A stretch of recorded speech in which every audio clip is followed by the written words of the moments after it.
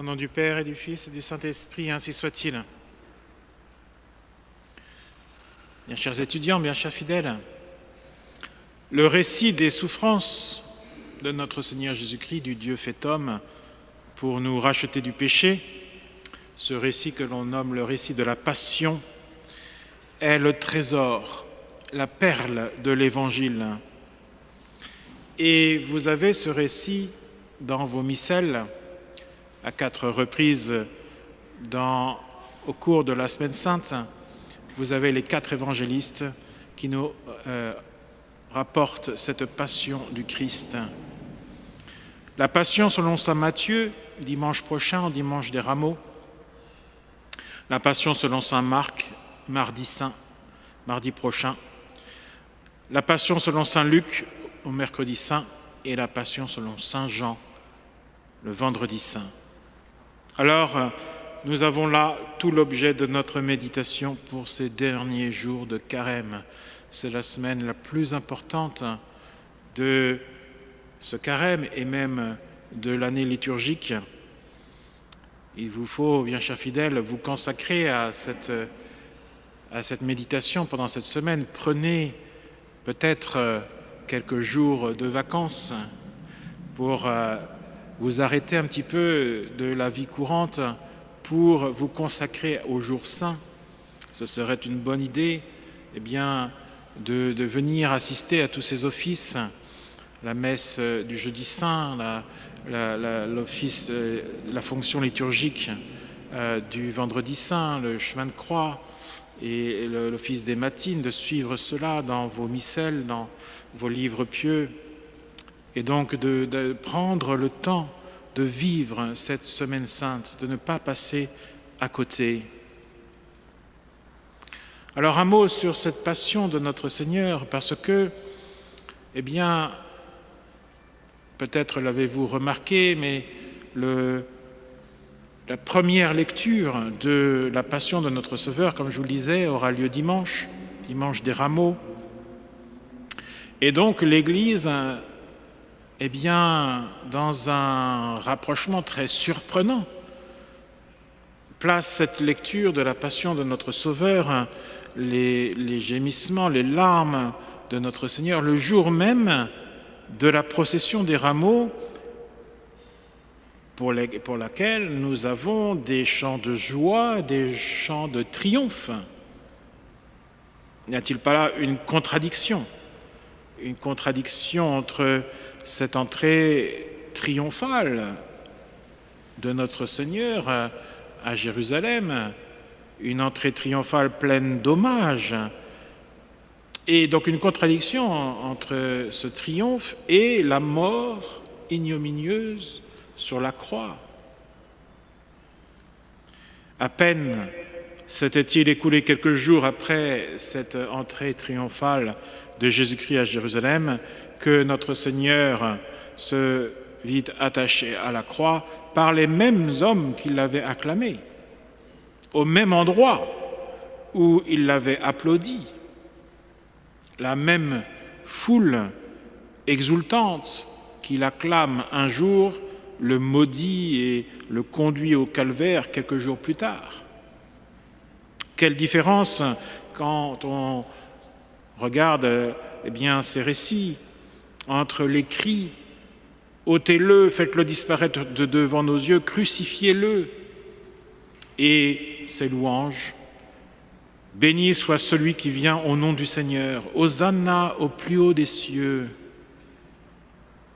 Quelle différence entre ces paroles, roi d'Israël, et celle-ci, nous n'avons point d'autre roi que César.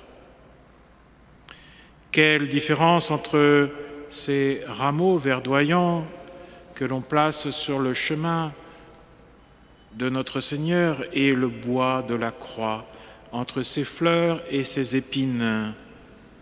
On se dépouille de ses vêtements pour les étendre sous les pas de notre Seigneur, pour lui faire ce chemin, et voilà qu'on lui arrache bientôt ses propres vêtements et qu'on les tire au sort. Quel contraste! Vous le voyez bien, chers fidèles. Jusqu'alors, notre Seigneur Comme dans cet épisode où il multiplia les pains, lorsqu'il apprenait que la foule allait venir le prendre pour le faire roi, il s'enfuyait pour ne pas être mis sur un trône. Il allait se réfugier dans la solitude, sur la montagne. Et notre Seigneur tenait à peu près la même conduite pour sa passion. En effet, tantôt il s'éloigne et se cache des Juifs. Il ne veut plus se montrer en public dans la Judée parce qu'on cherchait à le faire mourir. Et tantôt, lorsqu'il sait que son heure est venue, comme un homme qui est maître de faire ce qu'il veut, absolument, complètement, maître, il vient de lui-même au-devant de la passion. Notre Seigneur a voulu de lui-même à la fois entrer en triomphe à Jérusalem et subir peu de temps après toutes les ignominies de la passion. Pourquoi notre Seigneur voulut-il être accueilli comme roi d'Israël et proclamé tel par toutes les bouches sur son passage? Pourquoi a-t-il voulu être acclamé roi? Et qu'était-ce même pour le Seigneur que d'être roi d'Israël? Quel avantage y avait-il pour le roi des siècles et des anges de devenir roi des hommes? Jésus-Christ n'était pas roi d'Israël pour exiger des tribus, pour former des armées et combattre des ennemis visibles. Le Fils de Dieu, égal au Père, le Verbe par qui toutes choses ont été faites, a voulu être roi d'Israël, mais c'est par condescendance et non pour s'élever. C'est de sa part une marque de bonté et non pas une augmentation de pouvoir. Non, il était roi d'Israël pour gouverner les âmes, pour préparer les biens éternels, pour conduire au royaume des cieux ceux qui croient et espèrent en lui et qui l'aiment. Si notre Seigneur Jésus-Christ, dans son infinie sagesse, a voulu ce jour-là être acclamé roi, si notre Seigneur, notre Sauveur, a voulu, alors qu'il est sur le point de mourir, et uniquement à cette heure choisie et attendue, être acclamé publiquement comme le Messie, c'est qu'il y a une raison, et il y a une raison très élevée à cela. C'est que, précisément, c'est en mourant sur la croix que le Christ sera, dans sa plénitude, Messie, Rédempteur, Roi, vainqueur. Notre Seigneur accepte d'être reconnu comme roi, mais un roi qui règne par la croix, qui triomphe par la mort sur la croix. Regnavit alignio Deus. Il a régné par le bois. Dieu a régné par le bois de la croix. Alors les rameaux qui vous seront bénis dimanche prochain sont non seulement les signes des louanges, mais aussi l'emblème de la victoire. De la victoire. On représente, voyez, les saints avec la palme de la victoire. Car en mourant, le Seigneur allait vaincre la mort et par sa croix triompher du diable, prince de la mort. Voilà, bien chers fidèles, l'explication du triomphe mêlé aux souffrances. Il n'y a pas de contradiction en fait. Et l'Église a bien raison dans sa liturgie de rapprocher les deux. Car c'est par les souffrances que notre Seigneur triomphe. Le rameau béni, vous le placerez sur les crucifix qui ornent vos maisons pour vous souvenir de cette grande et belle vérité. La palme de la victoire s'obtient par la croix. Et aussi afin que chacun d'entre nous soyons nous-mêmes victorieux de tout le mal qui est en nous, dans nos tendances mauvaises et de tout le mal qui rôde autour de nous, renouvelons notre promesse de vouloir vaincre avec Jésus-Christ. Et souvenons-nous que c'est sur la croix qu'il a vaincu. Quel enseignement, bien chers fidèles, quel enseignement, tellement éloigné de nos conceptions humaines, régné par la souffrance. Le monde ne peut comprendre cela. Régné par la croix.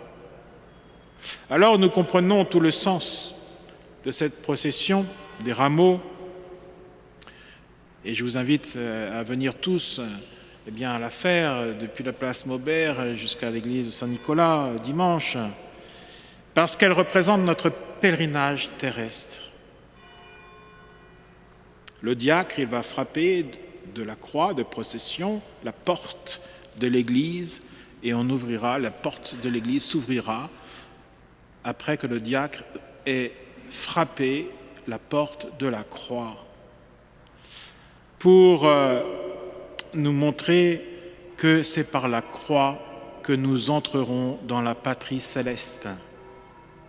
De la même manière que vous entrerez dans cette église après ce diacre, eh bien, de même, nous entrerons dans la patrie céleste par la croix.